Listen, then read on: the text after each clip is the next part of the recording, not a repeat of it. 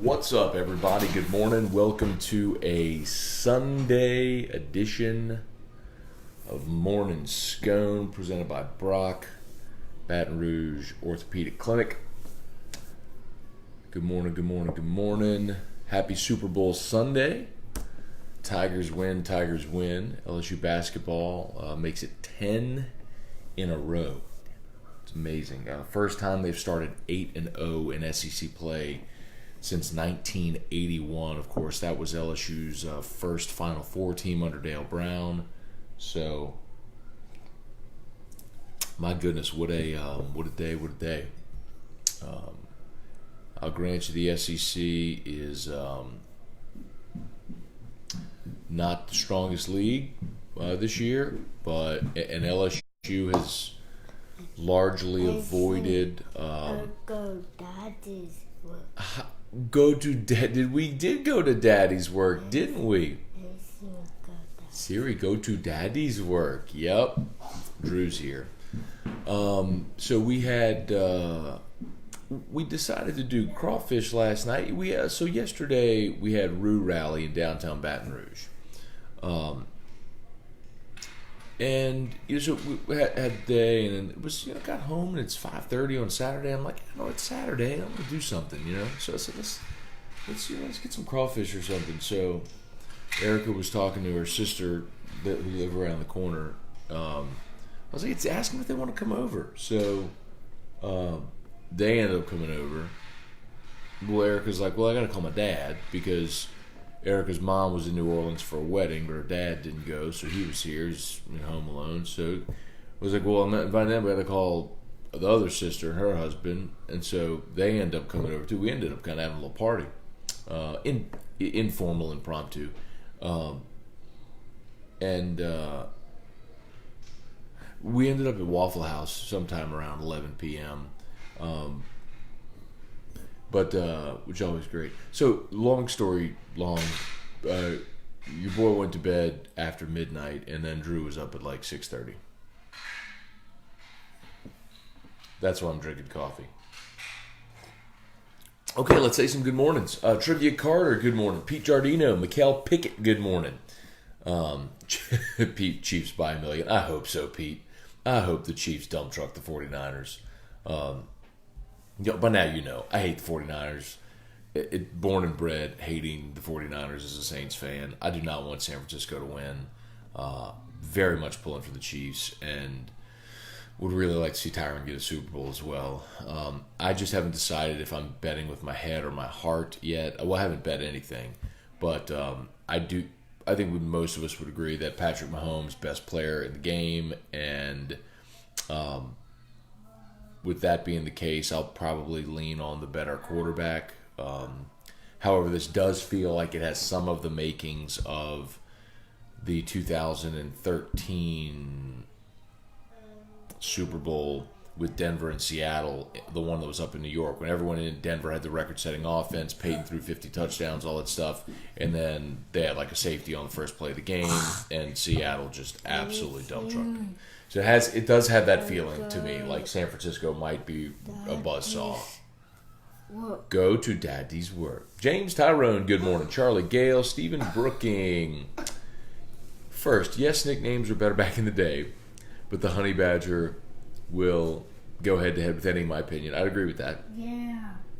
Thorpe, that guy would be just as good today. Guy was a hell of an athlete and would run 1,500 today's NFL. Red Grange kind of does sound like a disease. Oh, and good morning, Matt. Go Tigers. Hi. Hey, why did you decide you were going to wake up at 6:30? Why wouldn't you sleep until like 7:45 today, huh? Sit up in bed at 6:30 saying, hi, Daddy. What are you doing? Hey, who came to your house last night? Who did you see? Steven did come yesterday. Steven and Will. Who came last night? Who else came last night? Who came to your house? Uncle Jeff. And who else? Sophia. And who else? Moki did. Moki dog did come over. Brought Mocha their dog. Who else came over? JJ. and Olivia. Yep, Olivia came over. Who else came over? You like going to JJ's house? I know. Okay. So, Drew's up and at him.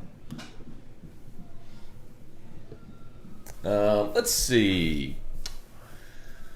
TK Brown, good morning. Bob Poole, Daniel Elston, Blaine Allen, nice throwback. Gotcha. That's authentic too. Ain't no throwback. It's just in the closet, man. Use it as a sleep shirt. Ryan Dozar, nice vintage. It's vintage. It's not throwback. It's vintage. I mean, it's just an old shirt. Probably had this thing for 15 years. Kevin Gleason, good morning. Christian Vincent, good morning. Brant Roban, morning. Scone Band, Tiger basketball. Starting to gel at the right time. Auburn and Kentucky will be a real test. For sure. So look, we called this, right? If you've been watching the show for a while, we've talked about this. LSU was going to be favored. Once they got past, let me go back and look here. I want to go back and remember, as they started conference play, and they got the win over Arkansas, we kind of looked at the schedule. No, they beat Tennessee. They went on the road and beat Tennessee. And they came home and beat Arkansas. And I said, look, they're probably going to be favored in every game until they go to Auburn. It's not to say they'll win them all, but they're going to be favored. They got a chance to get on a run here and build up a really nice resume. And they've done that now. So LSU's won 10 in a row, 8-0 in conference play. And they're going to Vanderbilt on Wednesday, and Vanderbilt is poo-poo. Playing at Memorial Gym is difficult. It's a weird place with different sight lines. You know, the benches are on the baseline instead of that court is elevated. Just such a strange venue. So that sometimes does give teams trouble. But, man, LSU should go win that game on Wednesday and go to 9-0 in conference. And then you're going to look at what's ahead. But, man, I tell you what, they're building a lead in the league that, man, it might be, if they get to 9-0 and you look at what's ahead, I mean, I think it's realistic to think that the SEC champ this year might have 4 losses, but it's like, do you see 4 losses? I mean, let's say they lose at Auburn and then home against Kentucky. I mean, yeah, they could lose at Bama, at Arkansas, at Florida. They could lose any of those games. Hard to see them losing at home against A&M, home against Missouri. You know, I mean, I guess it could unravel on it, but boy, it's hard to imagine. They're finishing and playing so well right now. So, Tigers trying to go back-to-back with SEC championships. They got a great chance to do it, man. Brandon Atchison, good morning. Craig Schilling, Rusty Sedetol, Cole Pierce. Hey, Dad, good morning. Kelly Gross, Brandon Rishu, Dustin Cruel, Kirk Peterson, Andrew Bayer, Cheryl Wilkes. Good morning, good morning, good morning. Brandon, I feel like crap this morning. I think I caught Red Grange or something. So for those that haven't seen it, that's a reference to something that a bit that Terrio and I, it wasn't even an intended bit. We were talking about Pete Maravich, and I said, the clip's on my Facebook page. You can go watch it if you want to watch it, but it's on the AFR YouTube channel as well. But if I said, look, the one athlete that I wish I had seen that never got a chance to was Pete Maravich. And then Terrio starts listening. He said Mickey Mantle. I see Mickey Mantle hit. And then he mentions Jim Thorpe. And I was like, Jim Thorpe, come on. Like, I mean, respect. I'm sure he was great in his day. But, like, it's impossible to compare eras. And then I started talking about how we're at the college football, the national championship game, and they're listening to 10 greatest players of all time. And you got Jim Thorpe and Red Grange in there. And I'm going, are you kidding me? Like, if you put Leonard Fournette in 1920 and he's running the ball like in Red Grange's place in 1920, you think like athletes today can't tackle Leonard Fournette? You think in 1920 linebackers at Illinois are going to be able to tackle Leonard Fournette? Come on, man. I mean, that's my point. Is like you just can't compare eras. It's impossible to compare eras. So you can sit here and tell me Red Grange is one of the 10 best players in the history of college football. Get lost, kick rocks. Cole Pierce, I know today is the Super Bowl, but is anyone else like me and just not really excited about it? More and more, I prefer college football to the NFL. I'm always excited about the Super Bowl, Cole, but I don't love either of these teams, so it's more difficult to care in that respect. My rooting interest is rooting against the Niners. But the other thing to remember, Cole, is we do live in the only region in the country that prefers college football to the NFL. Like if you looked at a heat map of the United States of America of favorite sports, the entire country would be NFL except the Southeast. The Southeast would say college football, and it's the only region in the country. So we are a collective outlier in that respect. Hey, bud, let's take off your backpack. We did go to Daddy's work yesterday, didn't we? Okay. All right. My little boy. Hey, my little boy. What you doing over there, huh? Okay. George Rietmeyer, good morning. Gary Troutman. Hey, Janet Anderson, Lonnie Terrell. Joseph Manzella. What happened with players pushing each other? Not sure what you mean, Joseph. What happened with the players pushing each other? Oh, at the game yesterday? I don't know. Brant Roban, so jealous. Crawfish in Knoxville is like trying to find a needle in a haystack. They're not cheap right now, Brant, but you can find them around here. We got 15 pounds. There were three of us eating. We got 15 pounds. It cost about $100. It was like $101 for 15 pounds. So I guess what was that? About $6 a pound, maybe around there. Hi. Go to Daddy's work. We did go to Daddy's work yesterday. Yep, we did. Hey, Bo Lowry, good morning. Jared LeBlanc, good morning. Do you think this streak has more to do with LSU's talent or their SEC schedule so far? Do you think they can sustain this once playing the meat of the SEC schedule? So a couple of things, Jared. The answer to your question is both, and I don't mean to cop out, but I'll elaborate a little bit. They obviously haven't played yet the best teams in the league, or the toughest games on their schedule. The toughest games on their schedule going to Auburn, and then obviously at Florida, home against Kentucky. Like those are going to be the toughest games on the schedule, where they'll be underdogs, I think, in all three of those games. And the league isn't great, but the flip side of it too is you could look at, say, Auburn, and Auburn got blitzed by Alabama, and is sitting there at 6-2. They're 19-2 overall, 6-2. They lost back-to-back conference games and got blitzed by Alabama, and then went and lost at Florida. So, and LSU's beaten Florida. And I'll grant you that was LSU played Florida in Baton Rouge, and Auburn had to go play at Florida, but they lost 69-47 to Florida. They lost by 22. And then the Bama game, they lost 83-64. They had back-to-back 20-point losses to those teams. So, LSU hasn't, done any of that. Now, the other part of this, too, I'll tell you, is, hey, bud, the other part of it is go to Daddy's work, yep, is that LSU has made plays late in games that were coin flip games. And Will Wade's pointed that out, and he's right. Like, the Arkansas game could have very easily gone the other way. Mississippi State, Skylar made the buzzer beater. If that clanks off the iron, you have a loss. Bless you. And that's if.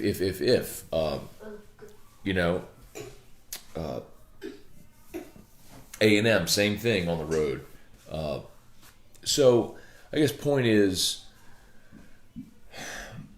you credit them because they found ways to win games. Some of those have been super close ball games that were coin flip games, but they still won them, and they all count the same, and you make no apologies. And I think they're better today than they were even a week ago. Hey, bud, because in the last two games they built big leads and sustained it, which was a problem early. Hey, bud. Y'all please hit the share button if you've not done so yet. As always, shout out to Brock, the Baton Rouge Orthopedic Clinic. Let's see. Christian Perkins, good morning from Baltimore. Drew Hurst, James Reed. Morning to the Scone family. See if we can wait out Erica. She's still sleeping. But if she wakes up in time, we'll do some Ask E-Rock this morning, if she wakes up in time. Aaron Fontaine, good morning, Scone and Drew. What's your favorite extra to go in crawfish boils? You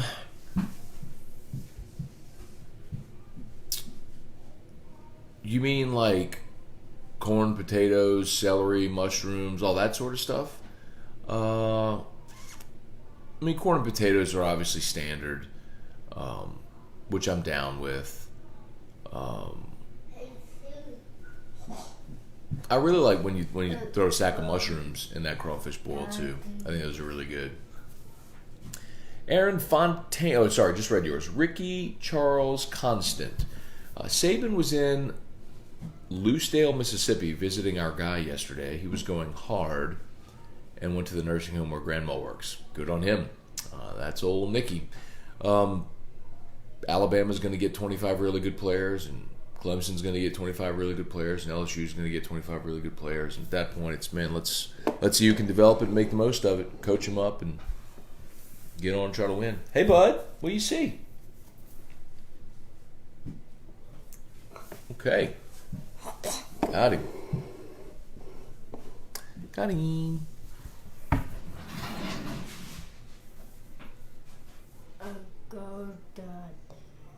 And go to Daddy's work. How about this? After Dad's show, Daddy is going to exercise and then later go to Daddy's work. Okay? Okay? Okay? You got peach fuzz on your face. Poor kid. You're going to be hairy like your daddy, unfortunately. He's already got back hair. Poor kid. Okay. Whoa.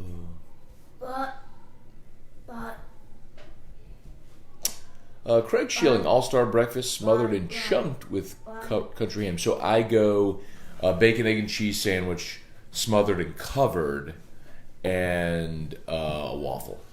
Yeah. Coffee, too. Yeah. That's my Waffle House go-to. What's your Waffle House go-to? Whitney Bro, good morning. Kevin, any word on why Devontae was suspended? Oh, you're talking about Dante Starks, the linebacker. You probably use your imagination on that one. Hi. Hi, Daddy. Hi, Drewby. Oh, my little boy. I love you. I love you. I love you. Okay, you just want to snuggle? You can be a little snuggle bug. That's fine. Tim Saunier. Matt, what's the name of the car insurance company you use? That would be Insurance Network of Louisiana.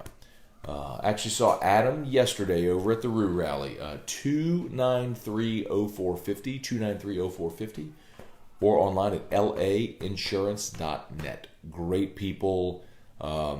They will shop for you.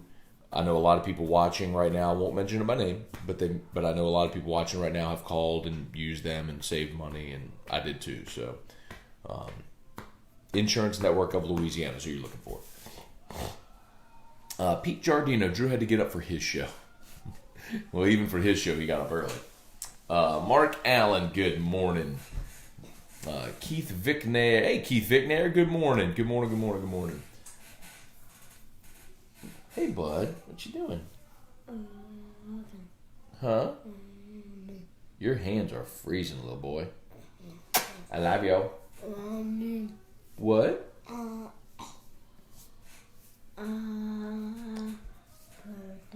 After Dad's show, we will get dressed and go for a ride in Daddy's car. 2.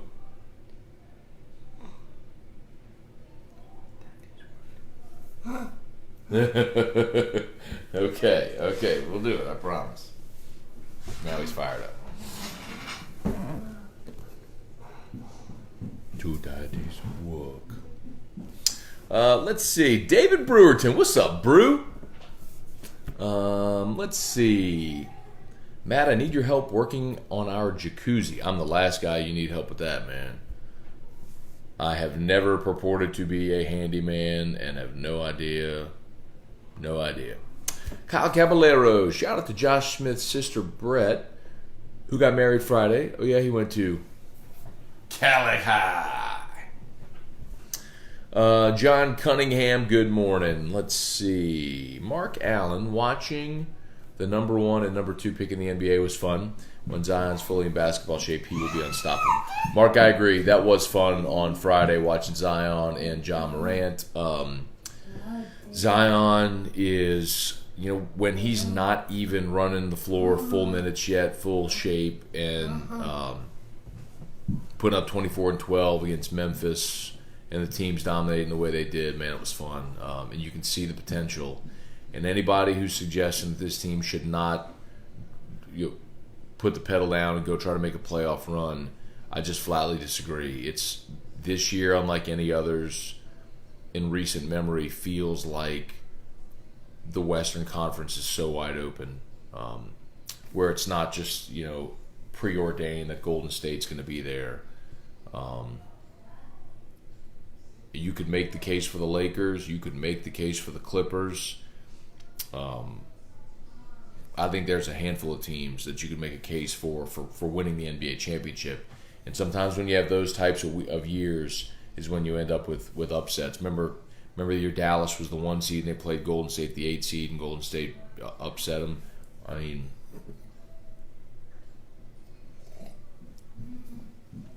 I'm down.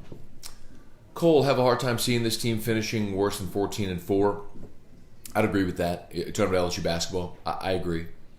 But that said, if they go 5-4 in the second half of conference play, I think that'd be a little disappointing. Jeffrey Sanford, good morning. Jerry DeLucky, Arthur Coco, and college baseball. I don't know why you're laughing at that, but excited about it. Andrew Bear, who won the Roo Rally Cook-Off? Not sure, Andrew, honestly, because I was in the very back at working the beer booth. Like we were selling tickets for drinks, really. So beer, soda, and water. Soda, Coke. I don't say soda, but anyway. And so I couldn't hear who won, but sold a lot of beer tickets, tell you that much. Matthew Pittman, any truth to Joe Lombardi, the LSU's passing game coordinator? So that makes a lot of sense, Matthew. But I can also tell you that that's one of 4 or 5 very real possibilities. I think Curtis Johnson's on that list, but I'm not sure Curtis Johnson wants to leave the NFL. DJ Mangus, who is an LSU analyst who was at William & Mary with Joe Brady. They overlapped by 1 year. Ed Ogeron mentioned George Munoz, the possibility of him coming back. Lombardi. And then there's one other kind of wild card who's in the NFL.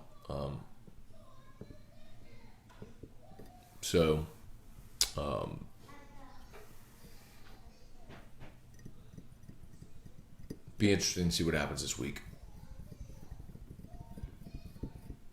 Grady Faucheux.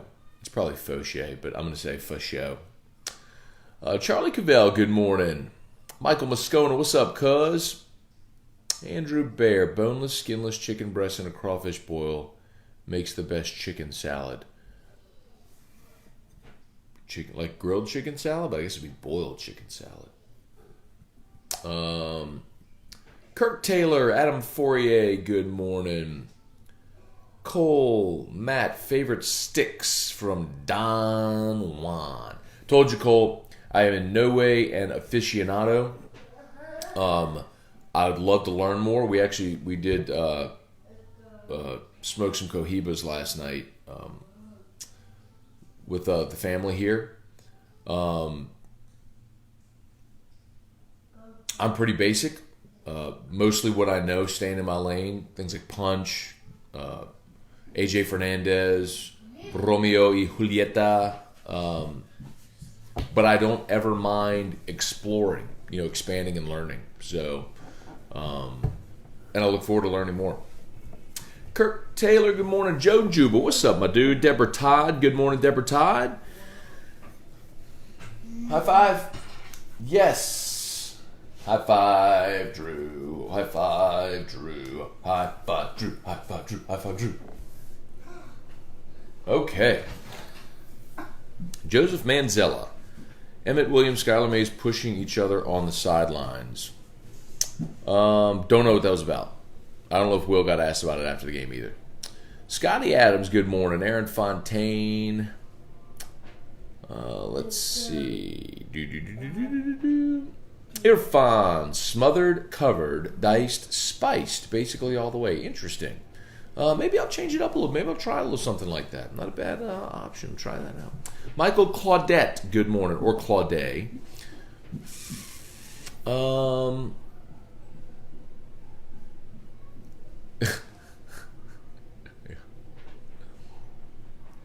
Kevin Gleason, since we are throwing support, dead Soxy. we're just throwing out. We'll throw out the name of all AFR sponsors too. But as always, shout out to Brock, who is our morning Scone sponsor and has been for. I need to check, man. We got to be coming up on a year for Brock being the morning Scone, maybe longer than that. But very, very appreciative, man. Brock is awesome, and I'm grateful for them for being so committed to the show. And to all of you who have, when you go by Brock, of course, you're right. You can write down your reference, and you write down Morning Scone or Matt Scone or whatever. We appreciate it much. Let's see. Woo, whoops. Hang on. Lost my spot, sorry. Scotty Adams, Waffle House Challenge. You have to stay inside a Waffle House for 24 hours. And for every waffle you eat, 1 hour is subtracted from your stay. I could stay in a Waffle House for 24 hours. Wouldn't bother me. I mean, you know, probably like maybe 4 or 5 waffles. I'd be good. I mean, 24 hours ain't bad. That doesn't seem like a terrible thing. I'd probably just stay inside Waffle House 24 hours, stay on my phone, do some work, and eat my meals. I could eat 3 meals at Waffle House, 4 meals at Waffle House. Kyle DeVille. My son has similar issues to Drew. His name is John Luke, and he is watching Morning Scone with me. Well, hey, John Luke, good morning. I hope you're having a great day, too. Hope you slept all the way through the night. All the way through the night. So that your mom and your dad got to sleep, too. Because Drew did not. But I'm glad you're watching, John Luke. Good morning. Troy Shatner, good morning.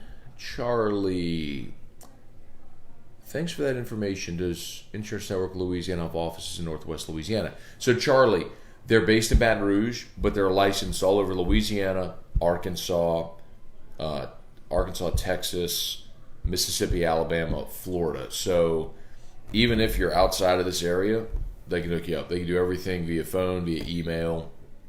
So the reason they're licensed in all those areas, a lot of people have, like the hunting camp or the beachfront condo or whatever. So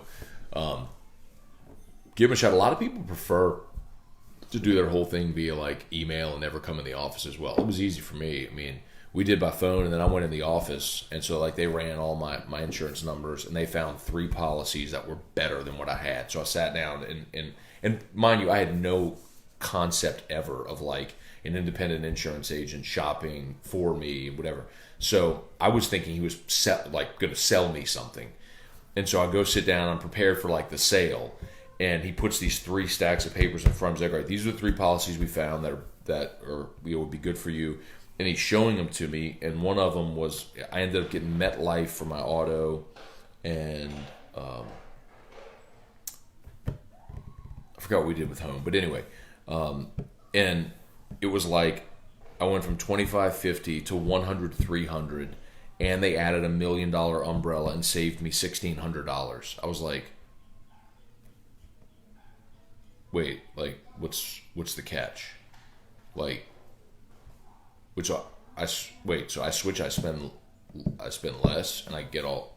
I didn't understand it. I mean, I had State Farm forever, and just auto draft my account forever and ever and ever. I was like blown away. So I'm bullish on them, man. They're awesome people, and like they've literally had AFR listeners call, and it's like if they can't save you money, they can't. They'll just be like, hey, look, stick with what you got.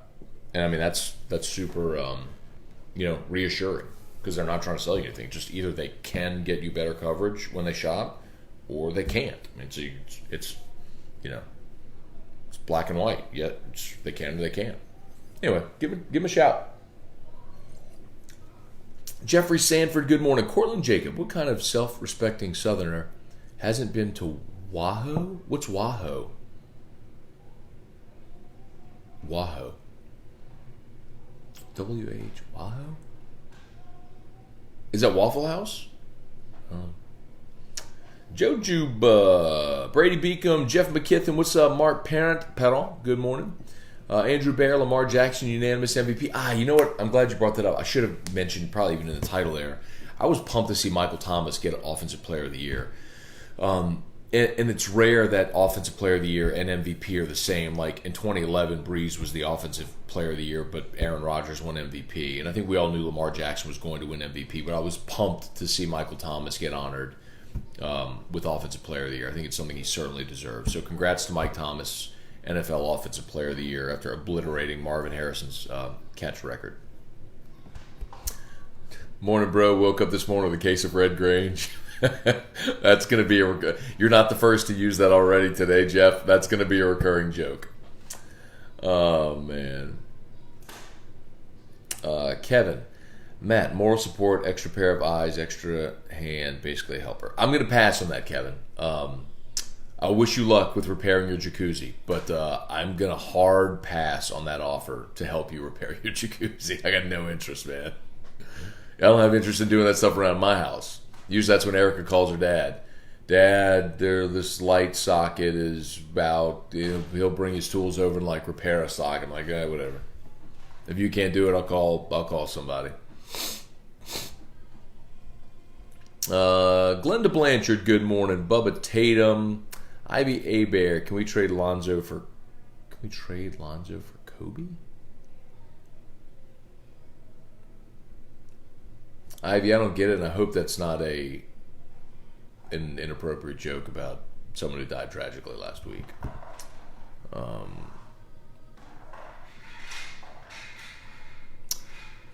Deborah Todd, Government Taco won.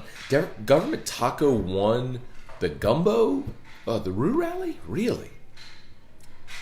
Now, I mean, Government Taco is now a Guaranty property since Guaranty bought Jay Ducote Services and Jay owns Government Taco. But that's interesting.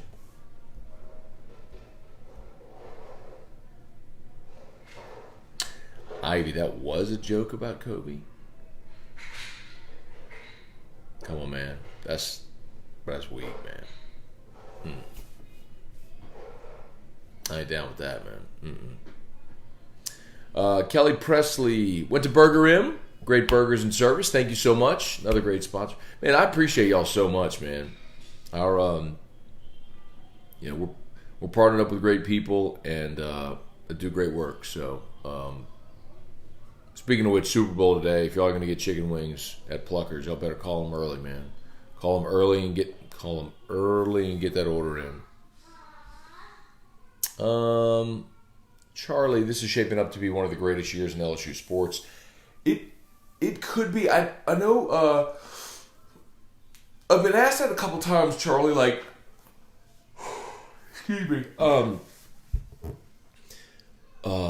The last time LSU was on a run like this, and I think it was 06, is kind of always the default year. So 06, and again, if you just look at like the calendar 06, you had men's basketball go to the Final Four. Baseball wasn't very good, but softball made a deep run into the Women's College World Series. Football won the Sugar Bowl. Like that kind of 05, 06 range, even if you want to overlap it, that's kind of what people point to, where they all had that much consistent success. 86 is another one. 86 football won the SEC, basketball went to the Final Four, and baseball made it to Omaha. So those are kind of the two I think that people most often talk about, but this one's got a shot for sure. I mean, if baseball goes on the run, I think like many of us think they can, and if basketball keeps us up, and then you look at women's basketball. Oh, that was the other one about 06 was women's basketball in the Final Four too. Both men and women made the Final Four. This year has that, I think, has that potential.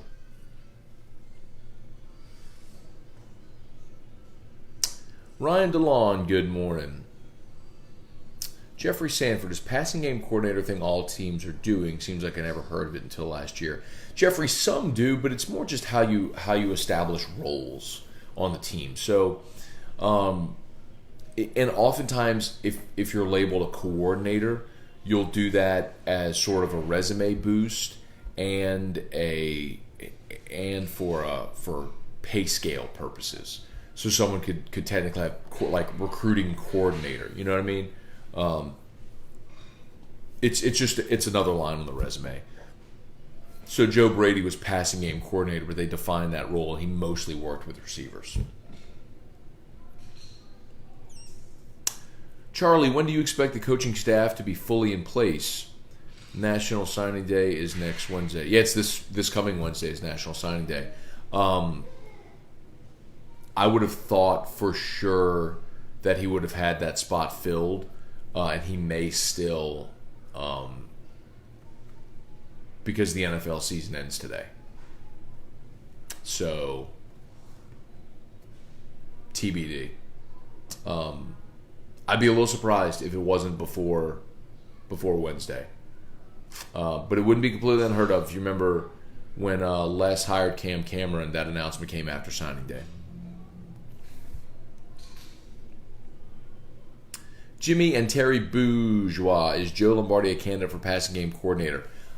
He's certainly on the list. You got to remember there's a lot of folks on that list.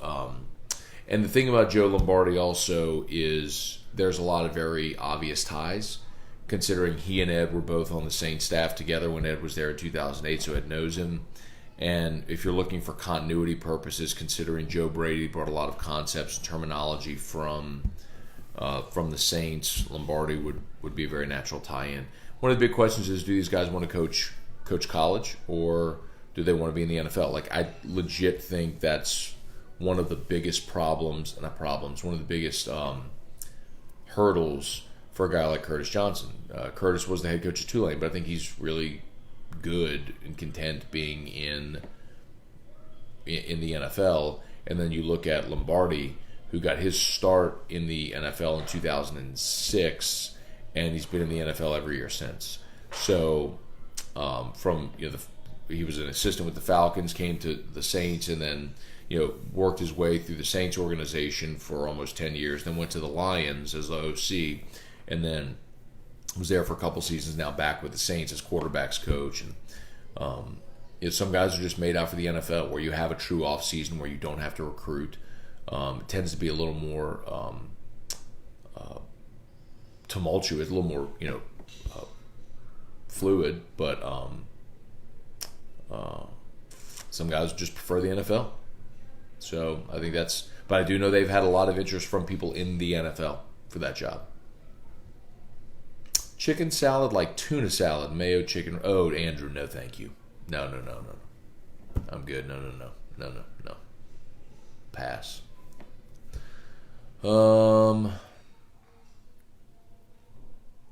Cortland, I don't think anyone LSU's going after really cares about that position. You're talking about recruits. I completely agree. Again, Steve Ensminger is the offensive coordinator. That's what people continue to lose sight of. Like, Steve Ensminger is LSU's offensive coordinator.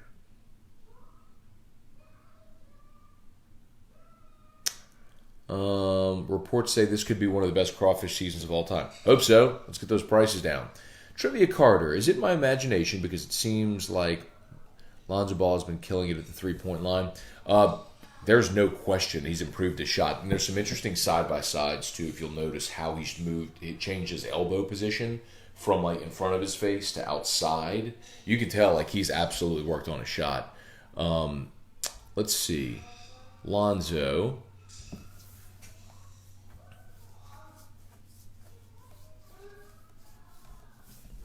Look it up right now for you. Lonzo Ball is shooting. Bop. There he is. Stats. Boop. Here you go. All right. Lonzo, 36.2% from three. Last year, 32.9. As a rookie, 30.5. So he's going from 30 to 32.9 to this year, 36.2. So he's up about 3.5%. So I'll take it, man. Shooting 39% from the floor. So not your imagination, trivia. Numbers bear it out. And maybe part of it, too, is I just trust him more with the ball. Like, as I watch him, as I watch the games, and Lonzo, when he rises up from three, I'm like, I'm good with that shot. Got a good stroke.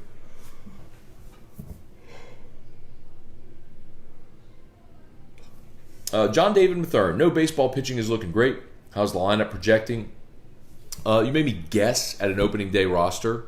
Again, I'll guess at an opening day roster.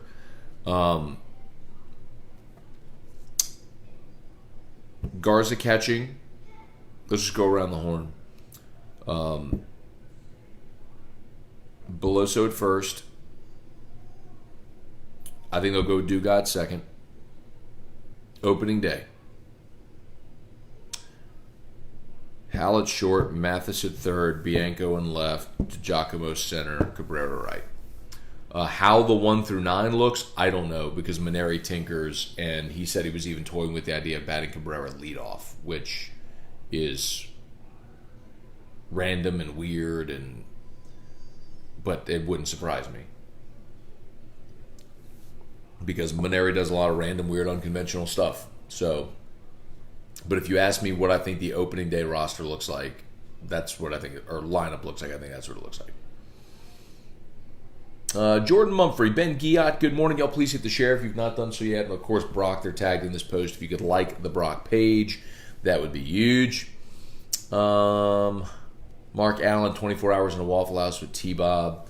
It would be devastating for some of you to learn that I don't actually hate, like T-Bob and I don't actually hate each other.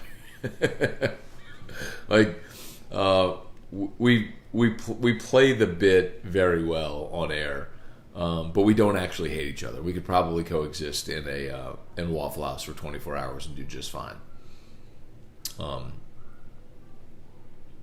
Lawrence Burley, good morning. Sorry I'm late. Inexcusable, Lawrence. Don't ever let it happen again. Drop and give me 20. Kevin Stewart, Thomas Chapman, Brian Wynn,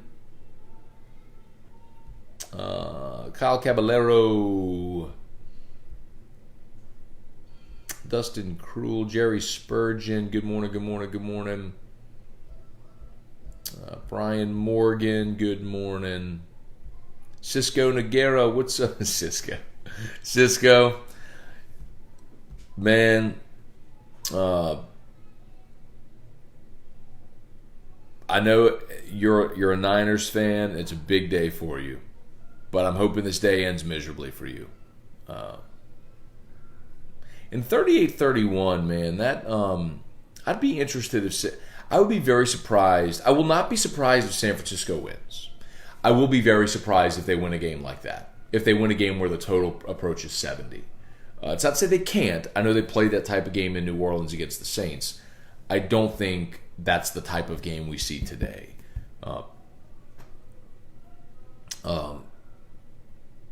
I think Kansas City's more likely to win a game like that. I think the Niners could win a game in the 20s. I'm curious. I'm curious to see how this one goes. I think this is a super intriguing matchup because Kansas City's offense is dynamic. San Francisco's defense obviously is among the best in the NFL. We live in an offensive era, but at times great defenses have clamped down on good offenses, elite offenses. So, two quarterbacks playing in this game for the first time. I know Jimmy G's won it twice, but that was his backup in New England. But first time he's starting in the Super Bowl. So, do you have nerves? I could point to the flip side. When Russell Wilson was in the game for the first time, they just dump trucked Peyton Manning in Denver after Denver had that record-setting year. So I'm interested to see how this game. I really am interested because I think there are many different ways that this could go. Cortland, passing game coordinator is a thing and has been. LSU has had them before. This is the first time it's ever gotten so much attention. The fact you don't know about it before this year just shows how less important it is than people are making it out to be. Oh, you're replying to that comment. Got it. As I'll continue to say, Steve Ensminger is LSU's offensive coordinator. He called 80% of the plays last year. He worked with the quarterbacks. Joe Brady didn't. Again, Joe Brady conceptually brought a lot to this offense that did not exist prior and deserves a lot of credit for that. But LSU still has their offensive coordinator. Stephen Brooking, got to run, Matt? I'm a weekday morning Scone guy anyway. You and Drew have a good one. Hope I don't miss Ask E-Rock. Well, Stephen, if you miss Ask E-Rock, come back later and scroll to the end and see. Hopefully we can wait her out, but I'm telling you, normally if E-Rock's gonna, I'd hear her alarm because our bedroom is on the other side of this wall, so I would hear her alarm. And just when you go out of this office, right there is our bedroom door, and normally I would hear it. I haven't heard it yet, so maybe we could push this thing a little while longer till she wakes up. But feels like we might go a weekend without Ask E-Rock because she's slacking a little bit. Let's see. Andrew, is there more believed prestige coaching NFL versus college, or is it just a matter of opinion? Definitely a matter of opinion. But there's no doubt that some coaches aspire to reach the highest level of coaching in their respective sport. So some do. Some are great and content doing what they do. Like some guys want to be high school coaches. They enjoy more stability. They like to teach as well, teach the game. They rather work with younger players where you don't have different dynamics to deal with. Like, it's what do you want to do? Some coaches like Ed Ogeron loves the college game. He loves the hustle of recruiting. He loves the schedule. And then the flip side is there are coaches that want to be at the highest level and don't mind moving around a bunch and don't want to recruit and want a more traditional off season. And I think it's coach by coach. It's an individual basis. Look at Saban. Saban wanted to get to the high, realized he's a great college coach, but wanted to try his hand at the highest level and tried in the NFL. Ultimately came back and did what he was supposed to do, which was be a great college coach. C-Mac, what's up, man? Brandon DeVille, Pels at Rockets today. I'll peep a little bit of it, Brandon. Admittedly, by the time we get to lunch, I'll be watching a lot of the pre-Super Bowl stuff, but I'm going to peep the Pels and Rockets for sure. Kirk Taylor, best gumbo you had yesterday. I didn't have any, Kirk. I got there to work my booth from 2 to 5 after the basketball game, so I was there from 2 to 5. And a lot of the gumbo was already gone by that point. Andrew Bear, isn't 36% from 3 a really good percentage? It is good. Yeah, I would take that. Brant getting the rust off the clubs today. Finally, weather in the 50s. Hoping to shoot around 77 today. Boy, 77 for me would be a PR by like 7 strokes. I think the best round I've ever had was an 84. So 77 would be amazing. Matt, what do you think about all the Drew Holiday trade talks? If it's me, I keep him. He's under contract for the foreseeable future and great veteran presence who can shoot and defend.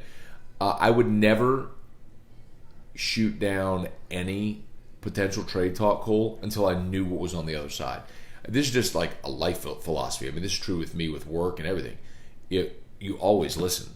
Listen to what somebody has to say. What if someone comes along and makes you an offer that you feel like helps put the building blocks in place for the future? When you have a valuable asset like that, maybe you can parlay that into multiple valuable assets. It makes you better as a whole. I don't know. I like Drew Holiday. I hope it works that he stays in New Orleans a long time and they build a winner with both he and Zion. But sometimes it's not in the cards. You want a football analogy? Jimmy Graham. Jimmy Graham with the Saints was a dynamic player. He was in the Saints offense for what he did, an all-pro, almost to the point where we hadn't quite seen anyone play tight end like that exactly. And I know there's Tony Gonzalez and Antonio Gates and Gronk. I'm not trying to say that there weren't great pass catching tight ends. Don't misunderstand me, but like with that degree of wide receiver athleticism, maybe he's in that category with a handful. But anyway, I mean, you traded him and got a couple of pieces you really need, including Max Unger, who anchored this literally the center of your offensive line and some really good teams, man. So,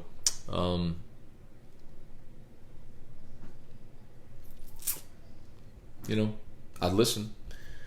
Andrew, does Hampton play a lot this season, outfield or DH? It's going to be interesting because, and we talked about this with Terrio on Friday too. How what's realistic to transition from football back to baseball and get back into sort of like game speed, just with your timing and everything hitting the baseball. It's kind of drew the analogy of spring training. It said it usually takes a couple of weeks to kind of get back, and then another week beyond that to really feel like it said a couple of weeks of cage work, and then another week seeing live pitching. So, I mean, 3 weeks, essentially, that would be for the start of the season. So, I'd be curious to see how Mo Hampton does. It makes so much sense to me to have your best defensive outfield, and I think that's DiGiacomo in center, Hampton in left, provided he gets his timing back, and then Cabrera in right. But a lot of that's contingent on hitting, because you can have a guy not hit if he's playing a premium defensive position at an elite level. We've seen this with Maneri, right?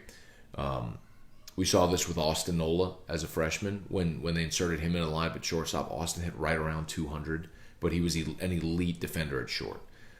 Andrew Stevenson as a freshman hit 189, something like that, but he was playing center. And Stevenson and Laird in the outfield, they basically could have played with two outfielders. So I don't know that Mo in left would be at such a premium defensive position to where you couldn't justify benching him. So he's got to hit. When I put Mo Hampton out there not hitting, or Drew Bianco, who might not give you as much in left field, but has potential to hit 315 and 10 homers. Give me that guy, Are you surprised Hal Hughes didn't go to K-State? No. I don't know why you... I know his dad's there, but I don't know why you'd leave LSU, especially if you're going to be the starting shortstop. Bo Major, good morning. Andrew, what about 24 hours in T-Bob's car while eating Waffle House? 24 hours in anybody's car would be tough, but I've done that before, man. Me and my brother drove from Baton Rouge to L.A. when he moved to Los Angeles for a few years, and that was like a 24-hour drive. I mean, we left it at 8 a.m. from Baton Rouge. It's straight on I-10 to L.A. You run right into the ocean on I-10. So we did that drive. But I see what you're saying, in T-Bob's car while eating Waffle House. The tricky part, obviously, there would be if you're going to stay in a car for 24 hours, what about relieving oneself? I certainly would not want... I don't need to be descriptive here, obviously, but I think you understand what I'm saying. Derek Maness, he asked about the beer bus tour in Houston. I regret to inform you, Derek, it will not happen. Jay and I spoke about it yesterday, and we made the final decision. We will not do the beer bus tour for the baseball series in Houston. Football derailed everything, but that's okay. Football was amazing and wonderful, but it just set everybody's schedule off. And so I think we're planning instead of waiting and just doing a beer tour in June, we're looking at maybe doing one in April in Baton Rouge, and then maybe hitting new breweries in New Orleans in June. So I think we're going to look to do an April and June beer tour. that would be accessible and affordable and all that sort of stuff for everybody. But no Houston beer tour. Maybe next year. Cole Pierce, Kansas City 31-21. I'd love to see that type of game. Richie, Matt, do you think Storrs pitches early? I do. Can he stay healthy and contribute? Remains to be seen, but all indications are that he's throwing well right now. In the preseason, he's got slider working, and I'd love to see him get out there and try. Craig Dugas, who's going to win the Puppy Bowl? No idea, man. But good luck to all of you who degenerates who are gambling on that. Mahomes throws for 300 yards, 3 touchdowns for the MVP. I could see it. Kenny Bergeron, Rodney, and Njoka. Craig, after all the food and beer I'll consume, no doubt I'll be dropping the Browns off to the Super Bowl. That's absurd. That's absurd. Please no. Cortland, the key to the passing game coordinator this year is have someone to work with the wide receivers like Brady did more than anything else. I think that's partly true. But when you return the Blitnikoff Award winner and Terrace Marshall and Trey Palmer and Racey McMath, and then you're adding Keyshawn Boutte and Coy Moore. I mean, they got tons of talent there. I think they'll be okay. I think, conceptually, having a sounding board for Ensminger is big, and to see what else they can kind of draw up. So, but I don't disagree on the receiver angle. Cole Erock had a rough night last night. She was up late. We all were. We were up late last night. So, Corey Schwest, good morning. Brant Roban, I played in college. My best round was a 67. There you go. How about that? Wow. I did not play in college. Ben Giat, 77 would be the front 9 for me. It would be the front 9 for me, but brutal. Kevin, while you're watching the Super Bowl, I'll be operating on our jacuzzi. Thanks for the help, Matt. Maybe I'll look up T-Bob. Look up T-Bob because I'm not helping. I've told you, man, I am not a handyman, and I will not do handyman things. No desire. Ever. Not even in my house. So certainly not your house. Trivia, this is outrageous. No, ask E-Rock for the weekend. You better wake her up. She got a job to do. I'll tell you what I'll do, Trivia. This is my promise, okay? I promise you this. If she does not wake up in time for Ask E-Rock here, later, because I get Drew dressed, we'll start our day, whatever. Whenever we have some downtime this afternoon, or maybe later this morning, I'll fire up another Facebook Live and we'll do Ask E-Rock. So set your notifications so we'll make that happen if it looks like she's not going to wake up. John Boudreau, have a good day. Sitting on the 4th green, waiting for the first group. Go Chiefs, Honey Badger deserves it. Amen to that. Trivia, no days off, E-Rock. I'll let her know you said that. Yeah, I'm down for it, Brandon, will Pels offer Ingram the max deal this offseason? Honestly, I've not even looked at what that number would be for Ingram. My guess is yes, because he looks every bit of a superstar in the making. What I want to see, however, is how playing with Zion affects Ingram, because so far it looks like Lonzo has elevated. Like Lonzo and Zion have a great synergy, and I don't have a number in front of me, but it seems like Lonzo's assists distribution have largely increased because of Zion, while Ingram needs to have the ball in his hand and create offensively, and when a lot of it's going to go through Zion, it feels like Ingram is a little fish out of water. Again, just I don't have any analytics in front of me that suggest it. It's just what I observed watching them. So I am curious to see if over the remainder of the season how those two gel and work together. Aaron, got to run, start smoking ribs for tonight. Hope everyone has a great day. All right, Aaron, appreciate you, man. Jeff McKithen, Zion in 5 games. 19 points, 8 boards a game. Imagine if he played since day one. Good news is we got hopefully a long time to watch him play in New Orleans. David Morrell, good morning. Jeff Brown, good morning.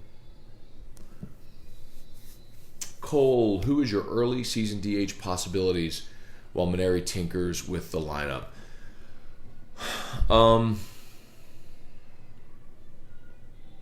It's really hard to say because I tell you this every year, and I'm just going to be candid. I never get to watch the team with my own eyes until they play, because I never get to go to fall baseball because it's during football season, and then whenever they start practice, they practice at 3:00 when I'm on the air. So I never get to go watch them with my own eyes to tell you what I think. So a lot of it's going to depend on what Maneri elects to do in the field. For example, if K. Doty wins the second base job, I'm cool putting Gavin Dugas at DH because he was a lightning rod at times last year. Now, both Doty and Dugas are righties, so if you want to get another lefty in the lineup, then I'm looking, all right, well, what direction can I go? Because you're probably going to have a heavy right-handed lineup. Bianco's a righty. Hughes is a righty. Garza is a righty. You see, so like you're just going to have a heavy right-handed lineup. Now, Zach Mathis is likely your starter at third base. He's a lefty, so could you DH Bianco if Mo Hampton's playing in left field? I don't have a great answer. What I would probably give you is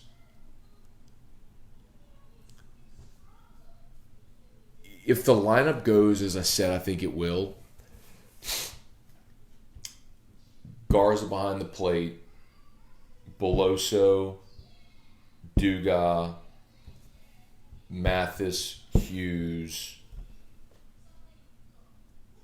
Bianco, DiGiacomo, Cabrera. I would probably DH C.J. Willis. I thought C.J. Willis at lefty has got some pop. I feel like he'll be able to hit for power and average, especially now in his second year, and he can run the bases. So I think he probably gives you a little more dynamic offensive option, and you saw him do it in spots last year. So that's probably at the start of the season what I would say. Maybe give me C.J. Willis. I'd say C.J. Willis or K. Doty, one of those two. I think it would probably be Willis, Doty, or Hampton. If Hampton's not starting in left, and if Hampton's starting in the out. And Maneri told us that Hampton was battling for center with DiGiacomo, which maybe he's not even a candidate starting left. So I don't know. Andrew Bayer. Whoops, sorry. Let me go find my spot again. Sorry, guys. There we go. Kippers love the sweatshirt. Still mine. It's not a sweatshirt, just a long sleeve T-shirt. But yeah, I dig it. The royal purple. I like the logo. I'm down. Charlie, Demi Rock, literally sleeping on morning scone. She is. Cole, if you're doing an April beer tour, let me know. Would be interested if I can get a wheelchair accessible option or at least help with the chair.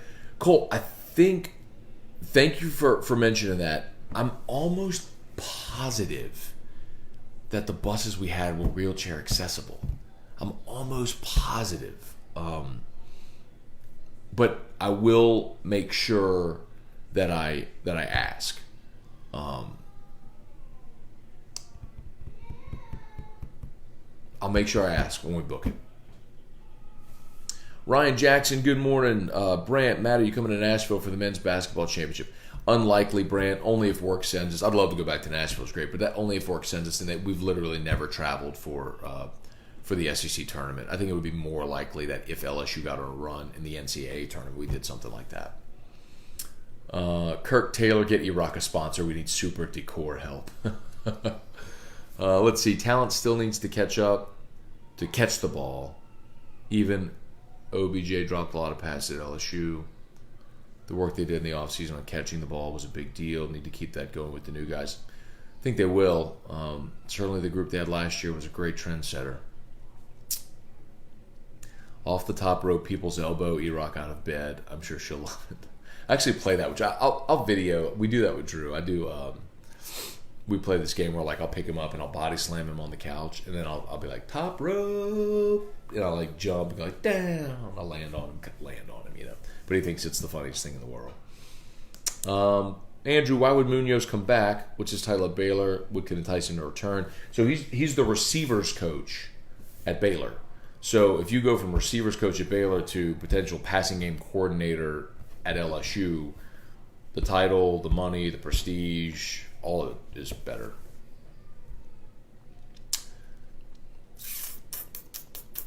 Kirk, seriously, any way to get someone on the show about the new pitching sleeve and the data collection works? Absolutely. Maybe we'll do that this week. I'd love to do that. Dylan Landry, good morning. And what he's talking about is that LSU this year, probably Corey Couture would be the one to talk to the trainer. LSU, Maneri said the name of it, I forgot it, but all of the pitchers throughout this offseason wore a sleeve when they threw, and it measured like exertion, arm fatigue, arm speed. Like it measured all the analytics of their arms so that they could determine like if guys were fatigued, how strong they were. So if the trainer said, hey, Jaden Hill needs a day off today, or this guy only throws, light work today. That's how they monitored it. So I am interested. We did something similar with Jack Marucci in football last year. We talked to Jack about all the helmet sensors and everything they were doing. I thought it was fascinating. So that's a good point. Thanks. Who was that? That was Kirk. That's a good point, Kirk. I'll try to make that happen this week. Let's see. Andrew, what about Willis at first, Beloso at DH? That's a possibility. But Maneri said on Media Day, the only thing that's settled is Cabrera's going to be the everyday right fielder and Beloso's going to be the first baseman. He's like, that's the only thing that's settled for the season opener. So, let's see. Jeff, LSU will hold all three major titles in 2020. Are you talking about SEC titles? That's possible. But baseball's gonna be tough, man. Not because I think baseball's really good. The league's deep, man. Kirk Taylor, beer tour. Wait till June when LSU makes College World Series. So many breweries in the Omaha area. We could do an Omaha beer tour if we end up there. Collectively fans end up there. I'm talking about, but a tour for here that we do. Douglas Duhan, Chris Ray, good morning. Charlie, still need to come to Northwest Louisiana to do great rap. That's when we talked about Charlie was doing to do the North Louisiana and like maybe stay in Shreveport Bossier like at a casino one night. So like drive up, beer tour, casino, drive back. Instead of like drive up, beer, drive back. I guess we could do it in a day, but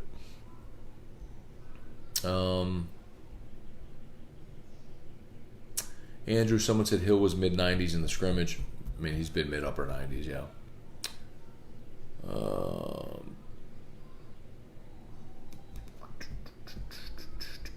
Jeff, who wins the SEC in baseball? Boy, it's hard to go against Vanderbilt, man.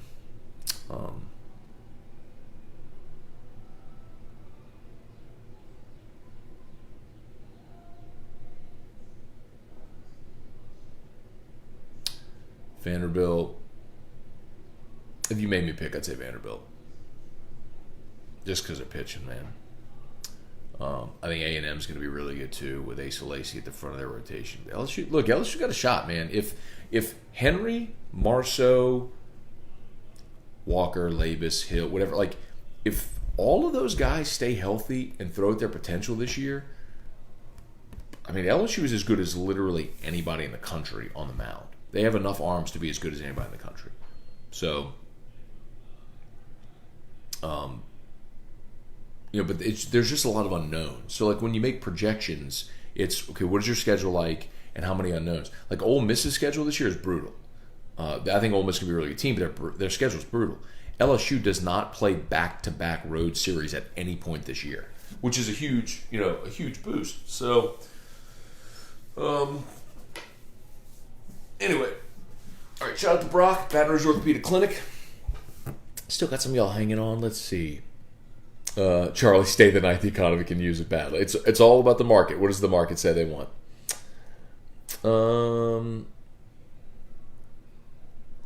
Thoughts about the NL adding the DH? I would absolutely do it, Kurt. So MLB is trying to get strategy out of baseball. Because pitching has become so specialized, pitchers don't hit.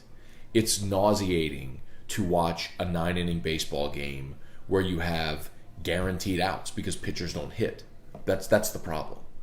Like, and the fact that we even consider comparing statistical norms with the AL and the NL is absurd when one league gets literally a designated hitter, just someone who all they do is bat, and the other has to throw a pitcher out there just to strike out.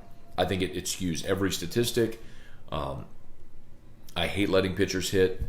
Give me the DH in both leagues.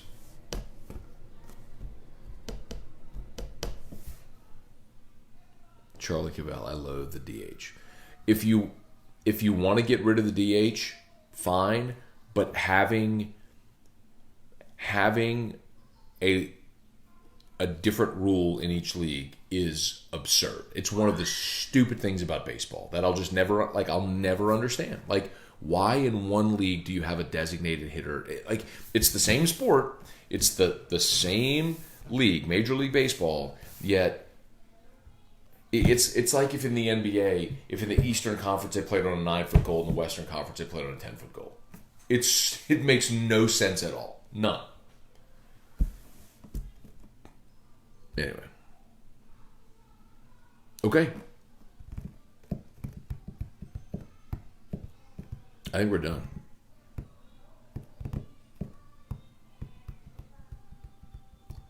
Cortland need to get rid of the DH too easy for rich teams to buy hits. I think that's absurd. You have professional hitters on in your lineup on your roster. Just for the love of God, pick one. And personally, I would want more offense in the game. So give me the DH over pitchers hitting, especially because of how specialized it is. I also would hate to think a pitcher is putting himself in harm's way in the batter's box or on the base paths. So, but again, I'm not bullish. If you want to let pitchers hit, do it in both leagues. You want a DH, do it in both leagues. Just I would Aaron, give me more offense. Give me more offense in the game. Give me the DH. But either way, just pick one. All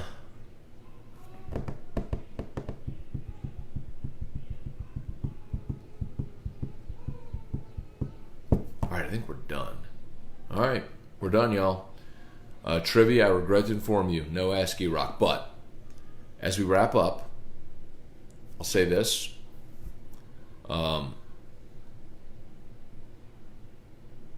Chiefs,